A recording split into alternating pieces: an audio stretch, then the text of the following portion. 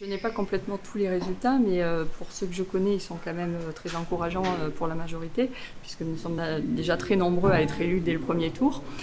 Et nous avons encore 2 cantons en ballottage très favorable. Bon, c'est la question des 25% des inscrits liés à l'abstention voilà, qui conduit à cette situation.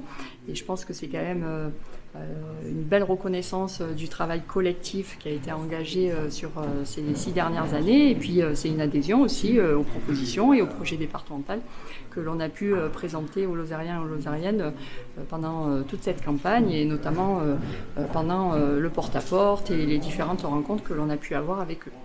Vous vous attendiez à un tel résultat ?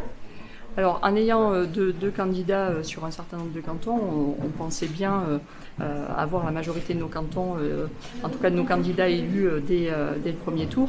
Et puis la question qui se posait, c'était celle de l'abstention. Et malheureusement, on ne peut que déplorer évidemment cette abstention et ce qui va nous obliger les uns et les autres quand même à se poser sérieusement des questions quand on voit ce qui se passe actuellement. Après, moi, je me félicite aussi du résultat de Carole Delga, sur le département, qui arrive quasiment en tête partout aussi. Donc ça, c'est important parce qu'on a un bon tandem toutes les deux et elle répond toujours présent au dossier du conseil départemental et des Lozériens en général.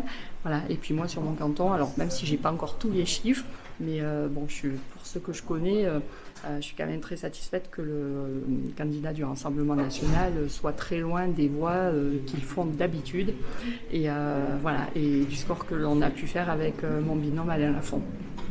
Et au niveau du second tour, pour l'instant, vous êtes positive ? Je suis très positive parce qu'on a deux ballottages qui nous sont très très favorables. C'est vraiment une histoire de pourcentage qui fait qu'il faut aller au deuxième tour. Et puis on a un ballottage où on a 40 voix d'écart, une quarantaine de voix, voilà, qui nous est cette fois défavorable, mais globalement ça veut dire que nous avons une large majorité. Mais moi, voilà, tant que rien n'est fait, évidemment, j'en appelle à la mobilisation des Lozériens et des Lozériennes de bien venir voter au deuxième tour et de nous aider à transformer l'essai et puis de pouvoir poursuivre la dynamique enclenchée il y a 6 ans.